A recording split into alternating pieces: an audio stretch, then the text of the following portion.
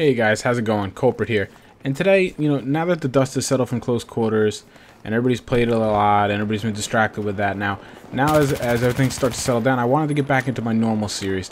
And today I wanted to talk about my Reboot Camp series, where was breaking down my game and rebuilding it and fixing some holes that I found I had in the PTFO tournament and just general play. Just certain things I wasn't happy about. I wanted to round my game out, fix some problems, and just make myself a better player. So today I wanted to talk about hipfire. I was terrible at hipfire. I never hipfired. It was almost like a rule for me. I just didn't do it. It got to be a stubborn thing. I just never hipfired. And a lot of you guys expressed to me that you have trouble with hipfire too. And it's either like a reflex thing. You just aim down sights, like right there. I just still aim down sights a little too quickly, or it's a mechanical thing as far as judging the range and whatnot. So I just decided I would lead off with that. Here's the reason. Because I felt like if I worked on, say, the next big one to me would be burst firing, fire control, that kind of thing. If I did that first, where I taught myself to burst fire more consistently, and then I went to train hip fire, I would almost ruin the burst fire training I did. So I wanted to do this one first because it was going to be funky. It was going to tear apart my aim a little bit, and I figured it would be better to do this first, burst fire second. So my first one is going to be hip fire, like I've said. I was terrible at this. I had a huge hole in my game. And as I played against better players, it became really apparent as we would literally bump into each other in these containers, and they would win every engagement. So I kind of bit the bullet, and here's basically how I went about it. I played a lot of matches.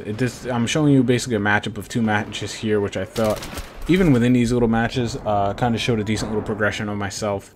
Nice camper right there, but I do get some revenge. Basically what I did is I went in, I played, gosh, I don't even know, maybe 10 matches where I, TDM, probably about 200 ticket TDM. I stuck to like Carg Islands, the canals, even Metro, even SEN, those close quarters, quick engagements. This was before domination, obviously, and the close quarters DLC. And I literally limited myself to hipfire only. I mean, I would literally just say a mantra to myself as I was playing. Hipfire only, hipfire only, hipfire only, hipfire only. And that's all I would allow myself to do. And long range, short range. Basically, I was keeping myself to have 2 decisions. Now, I want to take a break here. This is a funny little clip. Watch what happens here. I slow it down. I notice a guy on my 6 real quick. Last minute, I go to turn on him. Watch this. I'm turning on him. I think I got him. He comes right through the trailer. And of course, it's Archu Salkin.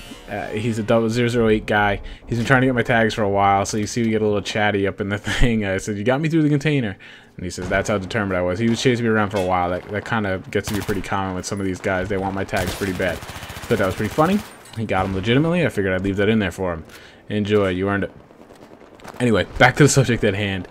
I was basically limiting myself to 2 decisions. Either I hip-fired or I ran. And basically by ran, I mean, I kept moving, tried to flank better, and tried to close my engagement. I did this probably for about 10 matches. I would just say do it until you feel comfortable. You're going to get terrible scores because you're going to try to hipfire. You have no business hipfiring. You're going to try to hipfire snipers, and you're going to die. Just understand that going in, and don't rage. It is what it is. What you're basically trying to do, the most important goal of what you're trying to do is you're trying to break that reflex. You're trying to break that instinct to aim down sights immediately without thinking. You want to make your brain think for a second. You want to make it just hesitate for just a second. Because my biggest problem was I would know I should hipfire, but by the time I realized it, my brain had already told my body, or I guess my reflexes, to aim down sight. So it was too late. You would sometimes see me aim down sight, start the engagement, and stop and go to hipfire, and that just threw me all off and I would die. So the goal here is to almost mess up your normal rhythm. And what you want to do is you want to get yourself to stop and think for a second. And once you've done that, then you can move on to hipfire or aim down sights. And again, this is going to be probably another 5-10 matches or something until you feel comfortable with judging the distance, judging the engagement, judging the situation. That's really up to you. And now you're working on, like I said, the judgment of the range, the situation, how many people are rushing you. These things, you're basically stepping it up one more notch. So now you've got a decision of, do I hipfire, do I aim down sights, or do I run? Do I continue to move? And that's the core of the game. I mean, right there, just your fight or flee, and how you're gonna fight. I mean, that's basically what it is. Eventually you're gonna go on and you're gonna play normally, and you're gonna start to anticipate. Now, what you're gonna do is, you know, you're gonna say to yourself as you're running, like maybe as I enter this warehouse here, or you enter the containers on canals, say, you're gonna think ahead of time. You're gonna go, if I run into a guy here, I'm hip firing first. I'm gonna aim down second as a secondary, because what you want to do is, what you realize is, in certain situations, hip fire, you know, it's the way you have to go to win that engagement. I used to think it was differently. I used to think it was aim down sights all the time. That used to be my mindset. Was aim down sights is primary, hip fire is only for really weird spray and pray situations. And as I've trained myself and I've molded myself and I've evolved, I realized I was very, very wrong. And that you have to figure out, like, all right, where I am right here, little knife kill, left that in for you. With a lot of these maps, you have to go in with the mindset as you're entering that building, or as you're entering those containers, to go, all right, from here on out, as I cross this threshold, if I see a tango, I am hip firing first. I'm not even thinking about it, I'm hip firing. And then I will adjust from there. Because if I go in here and I'm trying to aim down sights on people, there's no way I'm going to get it. There's no way I'm going to have the turn radius. There's no way I'm going to have the reaction time. I'm going to lose those fights. But if you hip fire first and then adjust, at least you have the chance. You can get bullets on target first. You can get the suppression. You can just get to disorient them. You have a much better chance. And it's just a matter of recognizing these situations beforehand, so that you can prep your brain and you can prep your reflexes in the beginning, because, you know, it's not instinctual, but eventually it will be, and eventually it'll become instinctual, and you won't have to think. You'll just, you know, you'll cross into certain areas, and your awareness will tell you that, you know, all right, this is a hip fire zone. Hip fire first, ADS second. And then as you leave that building, the little switch is going to go off, and you're going to go, okay, now I'm back to normal mode. Aim down sights first, grenades, and then hip fire only if a guy gets in a certain radius. And that's where I obviously feel most comfortable. Those mid-range fights where, you know, hip fire is almost a last stand, or, you know, last bastion of defense, if you will. You know, you guys have seen my videos last week. Those videos were actually recorded after these videos that I'm showing you right here. So you can see that I've instituted, I don't know what that guy was doing.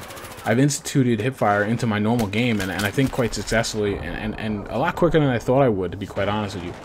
You know, I feel like a much more potent player. I feel like I have an added tool in my arsenal, and I just feel like it rounds me out that much more. I am so much better in those close quarter engagements.